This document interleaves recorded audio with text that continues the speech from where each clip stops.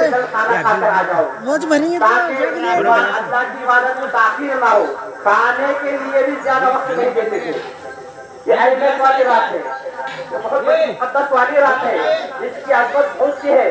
अज़ीज़ान मोहतरम, आज हमारे यहाँ पर जागना ये हमारे लिए फायदा पहुँचता है। मामूली हमको दिखता है कि हम जाग रहे हैं, थोड़ी बहुत तकलीफ हो रही है, लेकिन इसका अजर जब अल्लाह देगा तो उसकी अहमियत मालूम होगी। जब हम कहेंगे काश हम पूरा महीना अल्लाह की इबादत में जाते, जब वहाँ पर वक्त नहीं रहेगा, यहाँ पर अल्लाह ने वक्त दिया है, क्या पता कि अगले साल हमारा रमजान मैसर हो या ना हो।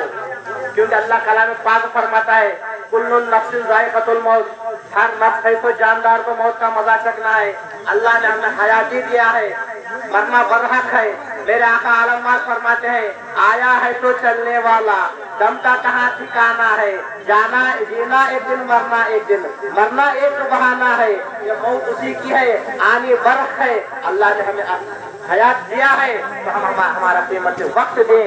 अल्लाह तबारक व तआला को राजी करने के लिए हम अपने जाकर अपने हबीब को अल्लाह को राजी करने की कोशिश करेंगे इंशाअल्लाह ताला। जो हज़रात अभी खड़े हैं वो बैठ जाएं।